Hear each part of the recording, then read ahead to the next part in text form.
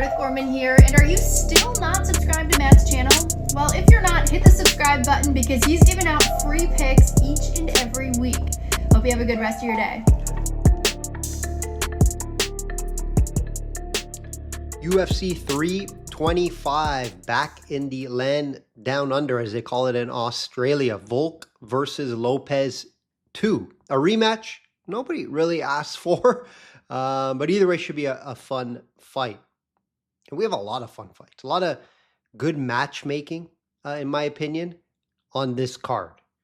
You're not going to see a lot of stars or a lot of big names, at least from, championship type of avenue, if you want to look at it that way. But there's going to be a lot of good fights from a matchmaking standpoint. So can't wait for this card. We'll break down the main card like always, provide free picks, leans, price talks, fades, and more. Systemsportscapping.com or link.me/systemcapping for client opportunities. Receive my personal plays for this card and all sports I'm currently handicapping. Learn how to beat the sports book long term, guys. Currently handicapping the UFC, PGA, and the NFL. I'll be handicapping March Madness again this year, just a tournament, guys. Maybe some Olympic hockey coming up as well. Like the video if you're watching on YouTube. If you're listening on Spotify or Apple Podcasts, review it, share it. It is much appreciated. PGA, guys. PGA, I'm doing a podcast each week for the event. Audio only over on Spotify and Apple Podcasts. Go check that out. Free winners every week over there. Let's do a UFC 324 recap, and it was a big card, guys. Big card to start the year. Clean on all sides. Podcast, if you tailed all sides that I like, you would have went perfect. I went also perfect on my sides. Only missed out on an insurance bet, just in case something happened. But it didn't. So we did not need the insurance bet there. Main event, I was on Justin Gaethje, guys, plus 210. I got it, closing number. It was around plus 187. I sent out the clients, but I did get an improved price of plus 110 before closing time. Just like, I think it was like an hour before the fight. It came out at that price, and that was a must-bet price, guys. I told you, Paddy was not warranted to be that market price. So you bet Justin Gaethje. He's been there, done that, in that type of spot. Paddy has beaten nobody. Nobody, guys. Michael Chandler was his best guy. Everyone beats Michael Chandler. So that was an easy bet for me. Wish I probably went a little heavier on it. Maybe even like a best bet. But, there was that, submission threat. And he just never went for takedowns. Like, he wasn't going to stand and beat Justin Gaethje on the feet for 5 rounds. Like, look at his face, guys. Look at his face. With his girlfriend here. It's bad. That's what you look like when you go 5 rounds with Justin Gaethje. He showed a ton of heart, though. I got to give him credit. Just the skill level is not there. Right? Ton of heart. His striking has improved from the first time I've seen him fight, sure. But why wouldn't you try to get the fight down to the ground? Even if you couldn't, try. He didn't even try, guys. I don't recall there was even an attempt. If there was, it obviously didn't go successfully. So very confusing there. Paddy was exposed big time, guys. Sean O'Malley gets the job done. We were on him by decision, plus 115. He wasn't going to knock out Song. Song's very durable, so that was the play. Instead of paying that minus 220 price, whatever it was, the decision win was around 80% in my model. So decision play was the best there. What's next for O'Malley? Maybe Peter Yan? Maybe Umar? We will see. Waldo finishes Lewis. I stayed off that fight. The lean was Waldo, though, for podcast purposes. So hopefully you did bet him by finish. I was on Silva by decision. Close fight. Could have gone either way. But hopefully you did bet Gene Silva to bounce back against Allen, and he did. Also on Umar. Umar by decision, minus 110 instead of paying that big price. He was a huge favorite in that fight. And for good reason. I expect him to fairly much dominate the fight, but I did expect to go decision. Figgy's a tough guy to finish. And, Umar, so far, he's not really known for finishing fights, especially in these bigger fights. He's been going decision often, and it was proved once again. So clean sweep, great start to the year. Warren for another big year, guys. Let's get right into it. Let's get right into this card. Like I always say, guys, shop around. Shop around for the best prices. They do vary from book to book. Volkanovski minus 150 versus Lopez plus 125. The rematch from last year, guys, where Volk won by decision fairly clearly. Lopez is coming off a nice KO win, which got him this fight over John Silva. I don't know. It's going to be a good fight. I can't say I'm not excited for the fight. I just didn't think they would be booking this next for Volk. That's all. I get it. Paramount Plus, they want exciting fighters. Lopez will push the fight, right? But in that first fight, he didn't throw enough. Didn't throw enough in that fight, right? 158 to 63 for Volk in strikes. You're not going to win the fight like that. The only way you win the fight, you knock the guy out, right? And Volk's very difficult to knock out. Now, mind you, Lopez did drop him. Lopez did drop Volk in that fight, but very difficult to knock out. Could you catch him with something big? Sure. Islam did and knocked him out, so keep that in mind. Of course, Volk's fighting at home. That has to be an advantage due to the time difference when they're fighting. I think it's morning time, if I recall.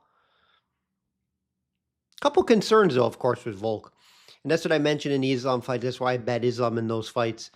He is 37 now. He doesn't seem like he lost a ton. I'm going to be honest. He's not in his prime, though. Let's be honest with that, right? Other things on his mind. He makes good money outside of the cage. So there is that, right? Lopez in his prime right now, guys. I do believe he's live to win this fight. And that's why we're not seeing Volk as a bigger favorite here. I do expect a better showing from Lopez. I do believe he learned a few things. I do believe he needs to throw more, right? In that Jean Silva fight, the thing is, Jean Silva played to Lopez's style, right? That's what Lopez wants. He wants you to scrap with him. Volk, more cool, calm, and collective, I like to say. Picks his spots, picks his shots. Lopez won't do that, right? Lopez will come forward. He's not a point fighter, guys, right? So if this fight goes to decision, it's going to be very difficult for Lopez to win this fight, in my opinion. Volk will land more. Lopez is very easy to hit. So that's why I believe the only path for Lopez to win this fight is by finish, and I have that at lower odds. So I'm not able to get there because of that. So Volk would be the podcast play at minus 150. Price is not terrible. I could see I would lean more Volk to win by decision.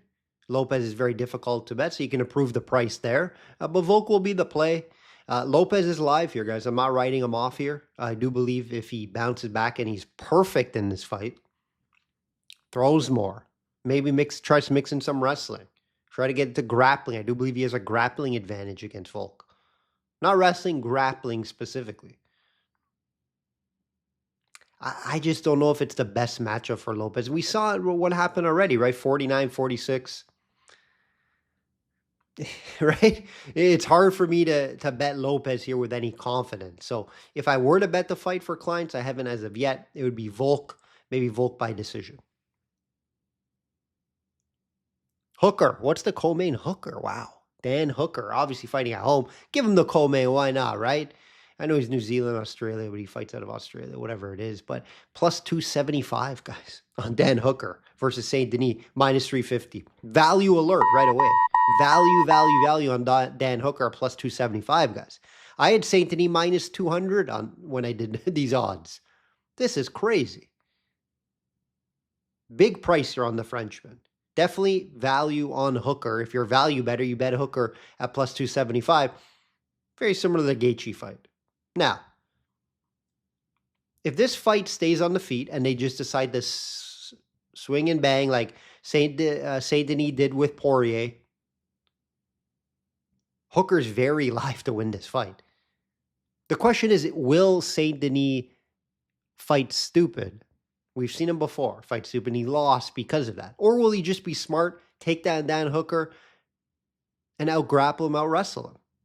Right? Dan Hooker can be taken down. Now, he's very good getting up. He has improved his takedown defense over the years, but Saint Denis has an advantage there in the grappling and wrestling department. But if you're just going to make it a brawl to please the fans and Dana White, and because you're on Paramount, and probably why they booked this fight, Saint Denis may just stand on the feet, guys, which worries me with Dan Hooker, arguably the best striker in this division. So what are you going to do? You're going to be smart, Saint Denis, and wrestle and grapple? Or are you going to play it in a coin toss bar fight or go either way? And I can't tell you what he's going to do. I'm just going to tell you what the coaches should be telling Saint Denis. Let's win this fight because we're not far from a title shot. And let's wrestle and grapple to win the fight. If you're going to just strike and stand and bang, we saw Saint Denis chinny throughout his career. What are you going to do, Saint Denis, right? That's the question. And that's why there's zero shot I can bet Saint Denis at this price. It would have to be Hooker at the price plus 275 or Saint Denis by finish. He could win by decision too. Yeah, it's a tough fight to call for an outcome standpoint, guys. Very tough.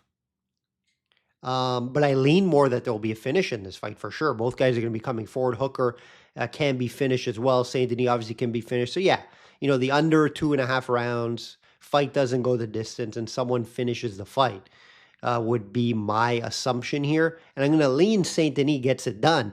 But like I said, he's going to have to make this MMA fight. Right? Saint Denis on a roll right now, guys. Coming off 2 back-to-back big wins. Ruffy and Dariush. Those are big names. Hooker obviously just coming off that Armand fight. Terrible matchup for him, right? Armand dominated, finished him in the second round. But yeah, this is a fun fight. Obviously, the home fans will be with Hooker. He'll play to the crowd. I think he's live at this price. It's just, Saint Denis can make this fight look easy, in my opinion. Take him down, wrestle him, grapple him, win that way. So yeah, the play's going to be Saint Denis, but I am somewhat worried. There could be a small insurance bet here on Hooker. This is a fun one, guys. This is a fun one. Fiziev plus 100 versus Ruffy minus 125. Great fight. The line tells you it's very difficult to handicap. I do believe, I just said about pick 'em when I did the line, so very close to that. So yeah, Fiziev some value here at plus 100 and would be the only way I can look if I were to bet it. This should be a banger on the feet, guys. I don't see any grappling in this one. Ruffy coming off his first loss to Saint Denis, who we just talked about. He was looking good, but it was against average guys before that loss, guys. He's beating up like Bobby Greens of the world. So yeah, he's going to look good. He's faster on the feet. Very tough to fight on the feet, but Fiziev is that guy that can stand and bang with him. Both guys are flashy strikers, high-level kicking game, but they don't throw a ton of volume. It's more decided and specific shots, right? Both are under 5 significant strikes per minute. Ruffy's a little lower at under 4. So if this goes decision, I think Fiziev wins this. Fiziev's been in there with like Justin Gaethje guys, and he just has a big win over Biomondos, who was just climbing up the rankings. So yeah, Fiziev, he's not a guy that goes and beats the top guys in this division. But I don't think Ruffy is a top guy in this division. Interesting fact, Ruffy is training with Volk for this fight in Australia, not the Fighting Nerds. That was interesting. I think there has been some issues with them, guys. With Ruffy and them. I think when he lost, there was some issue. I think some issue with Jean Silva. So that's interesting to someone to watch. New training camp. Does he have the partners there to train with? A lot of concerns. You're not going to have the concern about the time difference because he's been over there training. So that's one thing worth mentioning. Slight lean to Fiziev just due to the pricing. I have this fight at more of a pick-em type of price. Just tough to handicap. Great fight, though. Just not a fight I'm in love with the bet. And again, it's very tough to call an outcome here. You can see the fight finishing. You can see the fight going the distance. Tough one to handicap, guys. But lean to Fiziev in this fight. Tuivasa is back, plus 275 versus Teixeira, minus 350. Bam Bam, they call him, right? Shui. Are we going to see a Shui here? I don't think so, guys. Not a good fight for him. Tuivasa's pretty much at the end of his career, but he's fighting at home. He has to be here.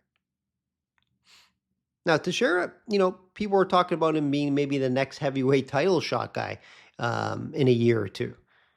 But he fought Derek Lewis, got caught. And that's concerning. How good is his chin? Can Tuivasa catch him? I don't know, right? Tuivasa, 5 losses in a row, hasn't won since 2022.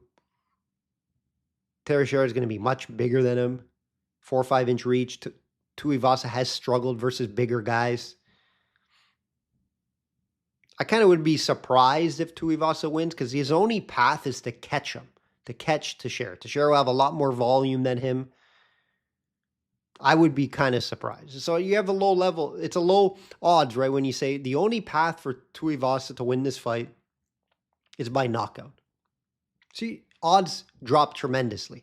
Teixeira could win this multiple ways. By decision, due to his volume and strikes, or by knockout. So you got to look at it when you're handicapping like that. That's not the only thing I look at. But the odds drop tremendously for Tuivasa to win this fight. Plus his losing streak, plus him out of his prime, plus he has other obligations outside of the octagon. Teixeira is the play here. It's just how do you bet it, right? Minus 350. How do you bet that? It's very difficult for me to be excited about minus 350. Yeah, I would lean the fight to not go the decision, so you can take the finish on the Teixeira side, right? For this fight to go this distance is probably like, I think I saw it was like minus 1,000. So very low odds it does. However, if Tuivasa gets hurt, doesn't get knocked out, lays on the ground, there's some grappling in this fight, it could go all 3 rounds. But Teixeira would be the play here if you want to throw it in a money line parlay, if you're not comfortable with an outcome. But I do lean the finish here for Teixeira. I would be surprised if Tuivasa wins it. You'd have to catch him like Derek Lewis did. And it is possible. It's the heavyweight division, guys. It's just Tuivasa has shown me nothing in a very long time. I believe Teixeira bounces back after experiencing his first MMA loss. Fun one to open up the main card, and it's Aussie on Aussie crime.